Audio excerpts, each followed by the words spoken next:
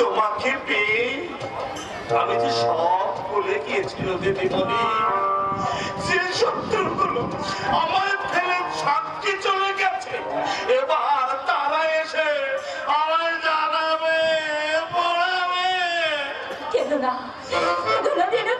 কেন না, আমায় ফেলে তুমিও চলে যাচ্ছ দিদিমণি। কেউ আর আমায় ধমকাবেনি। যা খেতে ভালোবাসি নিজের হাতে রান্না করে কেউ আর তা খাওয়াবেনি। শরীরে খারাপ হলে কেউ আর বেশি পেতে দেবেনি।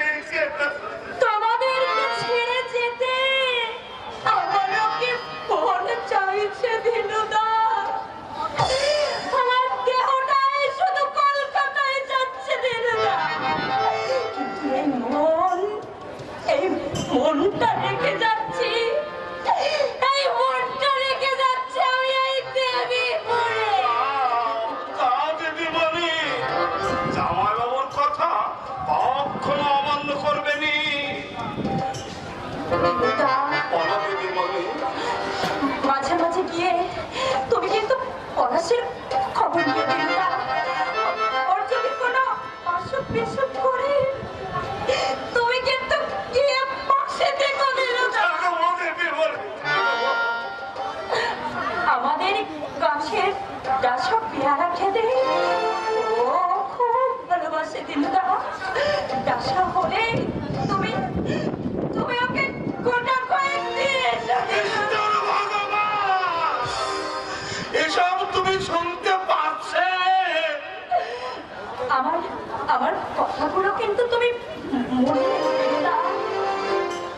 আর আর আমার ঘরে যে গণেশের ছবিখানা আছে, ওই ছবিখানা যেন কেউ না সরাই দিনুদা। যদি কোনোদিন আবার এই বাড়িতে আমাকে আসতে হয়, কি জানি এই যাওয়াই হয়তো আমার শেষ যাওয়া।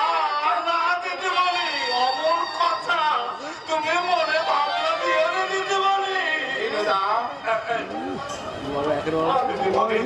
জামাই বাবুর সাথে তুমি কথা বলো, আমি ওদিকে কাজকর্মগুলো একটু দেখে আসি। একটু দেখে নবর, জীবনে কোনোদিন হয়তো তুমি আমাকে আপন ভাবতে পারবে না, তাই না? কি করে বুঝলেন? তোমার আর পলাশের ব্যাপার সবই আমি জানি। আমি যত হঠাৎ বাস পাখির মতো এসে পলাশের জীবন থেকে তোমাকে ছিনিয়ে নিয়ে যাচ্ছি। তাকে রোখাচ্ছেন, এটা আপনারই বা কি দোষ? এখন নির্দোষ তো ভাবতে পারছি না। তোমাকে প্রথম দেখার পর স্বার্থপরের ভূমিকা আমি একটু নিয়েছিলাম। তোমাকে পাবার জন্য একটা অধীর আগ্রহ আমার মনে সেদিন জন্ম নিয়েছিল, কিন্তু বিয়ে করেও তোমাকে আমি পেলাম না। এখনো পেতে বাকি আছে বুঝি? দেহটা পেয়েছি, কিন্তু মন হয়তো আমি কোনোদিন পাবো না। সত্যকে আমি স্বীকার করতে শিখেছি। অতীত হয়তো এক টুকরো ব্যথা হয়ে মনের এক কোণে থাকবে, কিন্তু আপনি আমার স্বামী, অগ্নি নারায়ণ সাক্ষী রেখে বাবা আপনার হাতে আমাকে তুলে দিয়েছে। তাই মনে প্রাণে আমি আপনাকেই ভালোবাসতে চেষ্টা করব। তাই করলেই আমার পরম